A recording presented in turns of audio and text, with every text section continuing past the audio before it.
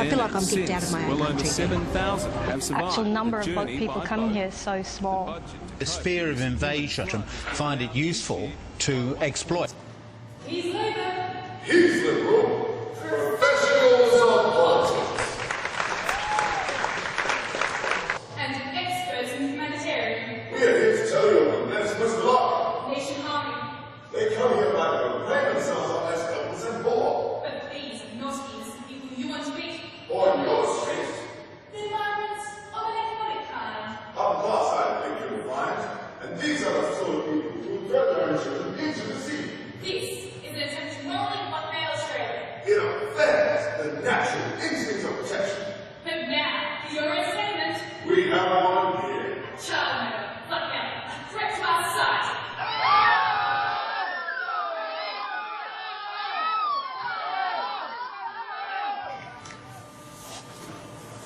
The place I came from, I hadn't a chance. Women are a second class of people. The Taliban shot a girl in the head for wanting to go to school. What kind of society shoots a 14-year-old girl simply wanting an education? You could save your daughter from this violence, wouldn't you?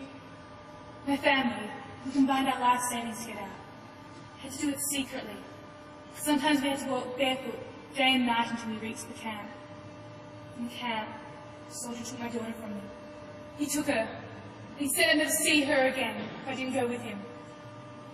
I am a mother. I would do anything to save my child. The rickety plank that they called a boat was surely hell. There were stories. Boats that had sunk before reaching shore. Families broken against the rugged land. I held my daughter to my bosom. I prayed. I prayed for life. I thought my daughter would be safe here. I thought my daughter would be educated here. She's walked away. Out of sight. And out of mind.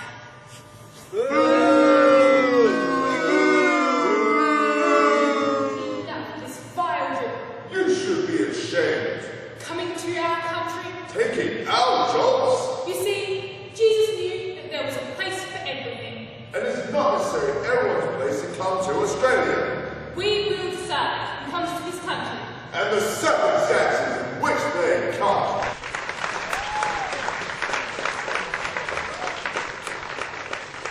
To support Australia's multicultural society, our migration policy will remain non-discriminatory. Unless you're the right colour. We don't want any puffing Muslims Terrorists. overrunning our society. First because There's a direct link between the security of our borders and the safety of our streets. Secondly, because it's a very un-Christian thing to do. coming in the back door rather than the front door. Here's another filthy key jump straight from the sea.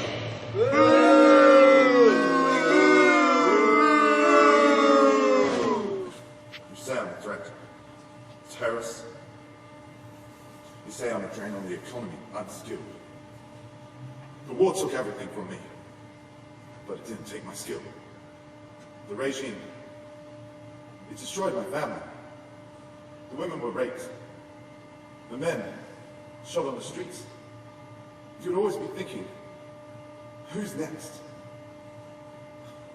They wanted to know where my son was.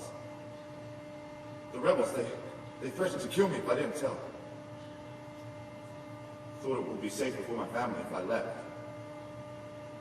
In the refugee camp, I never could sleep. I thought I'd be hunted there. I knew the boat was dangerous. I knew, but I had nothing else. They packed us in like animals. Well, I survived. But I didn't know about the chains. You say we're illegal. You say we jumped some sort of fucking queue. So imagine you live in a room, and that room is on fire. And you know the right exit is through that door, but the window is open. So you take that window to survive. Disgusting. If this continues, we'll be seeing 50,000 new illegal arrivals. 11 billion in budget blowouts. Your taxpayers' money. We can offer you, the people of Australia. A plan. Votes will stop, and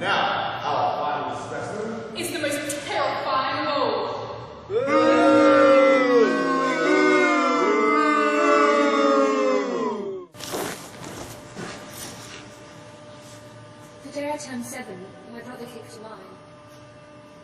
Mum clawed at the red dirt, but she couldn't gather enough broken flesh to make him real again. That's the day we decided to leave. If we stayed, we'd all be red pieces of people in the dust. We went to a camp. It scared me. I saw people digging their own graves. Mum made me go to the toilet in the tent because she was afraid I'd be attacked outside. They told us about a country, but there'd be no war. I did not know Australia was so far.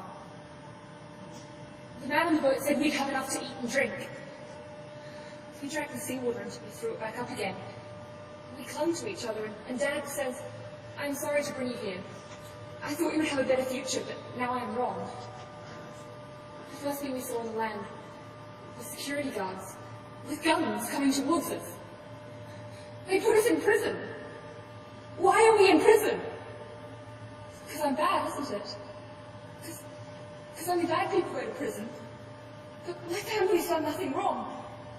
So it must be me. I'm the reason we're locked away. I deserve the scissors. I don't deserve food. I don't deserve an education. I only deserve the scissors.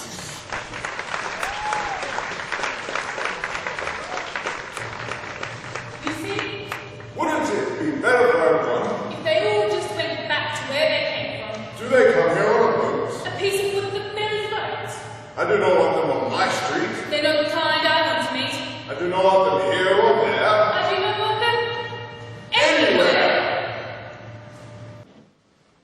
Carol Churchill is an innovator of contemporary theatre renowned for her political commentary. Consequently, her style lends itself to commentating on the controversial asylum seeker debate in Australian politics. Throughout our development phase, we worked on a highly collaborative manner, as Churchill did with her production company, the Monsters Regiment. Through my research, I noticed that the media often presents highly biased reports regarding this topic, often playing to racial stereotypes. Our media montage presents this biased spin by combining media audio with images from the asylum seeker debate. By using images of detained refugees and sunk boats, we were able to contrast the racist quotes from the reports with the human face of this issue.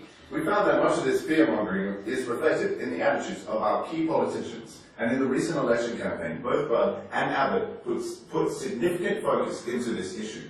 The exploration of this topic emulates Churchill's vocal social conscience, which she displays through her work, 7 Jewish Children. I modelled the vaudeville section of our script of the Kramer and Springer scene in Churchill's Vinegar Tom. The overlapping nature of the scene allowed the similarity between the two parties to come through. I could therefore comment on the lack of empathy in each party. In keeping with vaudeville conventions, we use exaggerated hand gestures to help our viewers parallel the vaudevillian comedians and the politicians. First-hand accounts are integral to Churchill's work. Whilst Vinegar Tom directly quotes from Malleus Malficarum, my vaudeville script comprised of many political quotes from both parties. To emphasize the similarities in the parties, both vaudevillian performers will use similar hand gestures. I decided to include classic vaudeville cue cards such as laughter and applause, along with the less conventional hate and persecute, to show manipulation of public opinion. Churchill is an outspoken feminist and often uses gender reversal. My portrayal of the Mr. Liberal character comments on the male domination of politics. We use the farcical vaudevillian style to highlight the obscenely racist nature of the delivered lines. The contrast between the sophisticated line delivery and the prejudiced opinions reflects the masking of dubious policies with language and political spin. In our opinion, many attitudes towards the asylum seeker debate are reminiscent of the White Australian policy. We communicate this through our Victorian/early Edwardian style of costume, with a blue tie for Mr. Liberal and a red tie for Mr. Labour. There is a disconnection between issues humanity and the moved opinions of the major political parties.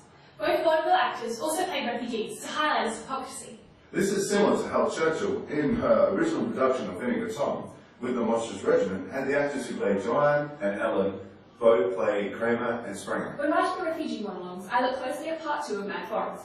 I wanted to emulate the empathetic nature of these pieces by interweaving quotes from real asylum seekers. When performing the refugee monologues, our main focus was on conveying the genuine emotion of these harrowing stories, as opposed to the showmanship of both vaudeville and political spin. Churchill encourages her audience to draw their own conclusion from her work. We aim to emulate this effect by contrasting the obscenely biased vaudeville scripts with the emotional monologues. Using the techniques pioneered by Carol Churchill, we have aimed to develop a comprehensive exploration of the asylum seeker debate in Australia and the attitudes of our major politicians.